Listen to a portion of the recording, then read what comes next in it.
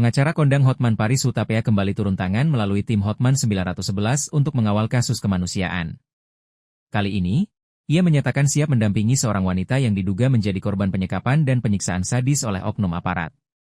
Melalui akun Instagram Hotman Paris Official, Rabu, 1 Juli 2026, Hotman mengunggah foto press release yang membeberkan penderitaan korban selama 2,5 tahun. Dalam unggahan itu disebutkan korban mengalami berbagai perlakuan kejam, mulai dari penyiksaan, penyekapan, perilaku seksual menyimpang, dipaksa membuat narkotika, hingga luka bakar 47% akibat air keras. Hotman menegaskan timnya bersama korban akan melaporkan kasus ini ke Mabes Polri, tepatnya di bagian SPKT, Sentra Pelayanan Kepolisian Terpadu, Kamis, 2 Juli 2026, pukul 14 waktu Indonesia Barat. Laporan resmi tersebut akan menjadi pintu masuk proses hukum terhadap oknum aparat yang diduga terlibat. Dalam rilisnya, Hotman menyebut penderitaan korban jauh lebih kejam dibanding kasus penyekapan YTR yang sempat viral. Unggahan Hotman langsung memicu reaksi keras dari netizen. Kolom komentar dibanjiri dukungan dan doa agar kasus segera diusut tuntas. Banyak warganet mengutuk tindakan oknum aparat dan mendesak agar pelaku dicopot dari institusi kepolisian. Ini aparatnya berarti aparat Polri ya, Pak? Aparat penegak hukumnya? Iya. Pak, mungkin bisa diceritain kronologi singkatnya gimana duduk perkara hingga bikin laporan ini itu gimana? Oh ya, jadi singkatnya itu korban dikenalkan dengan oknum ini, dan juga dari awal itu dicekoki narkotika berjenis sabu. Sepanjang itu korban juga dianiaya, disekap, diancam, dan ada perlakuan seks menyimpang, dan kita tidak perlu sebutkan karena itu asusila, ada banyak lagi itu. Dan juga terakhir itu korban dan juga terakhir itu korban dipaksa membuat sabu sendiri, dan ada suatu hal disiram oleh yang diduga air keras. Kalau berapa tadi jalan berapa? Sekitar 20 sih, sekitar kurang lebih gitu. Karena kan korban juga masih goncak ya gitu. Makanya kita langsung saya juga berterima kasih ke pihak Mabes Polri yang langsung di assessment ke Polda Jateng, dan sampai secepat ini kita langsung melakukan visum et repertum di Rumah Sakit Kramat Jati, dan saya juga dapat kabar terduga pelaku juga sudah diamankan di Polda Jateng. Kalau siapa umurnya? 30.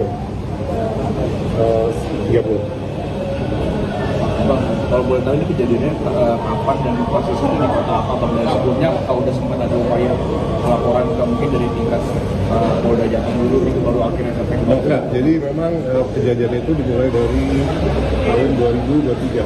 Kejadian terakhir paling parah itu bulan 2025 bulan September, itu yang paling parah.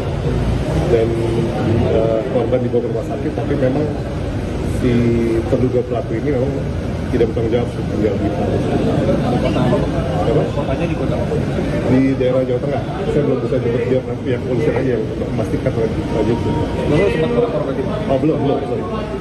Baru kali ini kita langsung tadi saya jemput korban pakai ambulan, dan kita juga sudah tim Hotman yang lalu juga sudah mengamankan korban di rumah aman, handphone juga nomornya sudah kita ganti, dan langsung kita pakai ambulan langsung ke sini biar mendapatkan penanganan lebih lanjut, dan korban juga mendapatkan keadilan. Bang. Sekitar 30. Bang. Jadi ketahuannya gimana karena pihak korban diantar oleh terduga pelaku ke rumah sakit karena untuk menyembunyikan kejahatannya bahwa dia korban disiram air keras. Jadi pihak pelaku itu berbohong bilangnya kena tabung gas. Bang, kalau untuk inisial oknumnya sendiri dan tugasnya di mana itu bisa disebutin nggak Bang? Inisial aja. Inisialnya nanti aja lah ya. Untuk bertugasnya di mana, mungkin di Polda mana atau di Polres atau masih di Pulau Jawa sih. Bang, berarti ini korban seperti jadi memang korban itu kita sebut disekap, memang tidak disekap ya, tapi memang banyak intimidasi, ancaman-ancaman bahwa akan disedapkan CCTV yang asusila gitu. Jadi itu yang membuat korban tidak berani bergerak selama kurang lebih 2 tahunan sih. Ya ancaman itu diintimidasi, dianiaya. Jadi korban lebih ke karena itu sudah lebih jadi sering nangis gitu, kalau ingat kejadian. Antara korban dan pelaku ini tuh sebenarnya hubungannya apa sih Bang? Oh jadi pelaku ini memang menikahi korban setelah dicekoki terus oleh narkoba tersebut gitu kan. Nah setelah itu baru si korban ini tahu bahwa terduga pelaku itu sudah punya istri, dikenalkan. Tapi ini sempat tercium dengan keluarga korban gitu loh. Oh enggak, memang keluarga korban juga menyaksikan pernikahan itu karena menganggapnya si terduga pelaku itu kan belum punya istri. Itu udah cukup. Apalagi Kondisi korban sekarang gimana? Kondisi yang lain nggak mungkin dari keluarga pelaku mungkin. itu sih mungkin karena masih terlalu dini, pasti pengembangan sih pasti ada ya, karena memang penyimpangan seksual itu pasti akan mengarah ke kesalahan lain sih mungkin. Bang, kalau kondisinya korban sendiri itu gimana Bang? Iya sangat kondisi korban ya setiap kali ada yang menanyakan masalah peristiwa pasti menangis gitu kan. Sekarang juga lagi nangis itu dia. Oh luka-lukanya jadi korban ini menderita luka bakar 47%. Jadi bagian sebelah kiri, aduh nggak tega sih pokoknya luar biasa lah gitu. Kemirian yang luar biasa. Kan juga di jalan pakai ambulans setiap ada gonjangan sedikit pasti korban berteriak karena bergesekan daging dengan korban. Karena kulitnya tidak ada. Bang, tapi bisa dipastikan kalau oknum ini tuh masih aktif di Polri ya? Masih aktif? Iya masih aktif. Tadi saya dapat kabar juga sudah diamankan di situ ya. Makanya apresiasi buat Polri. Oke.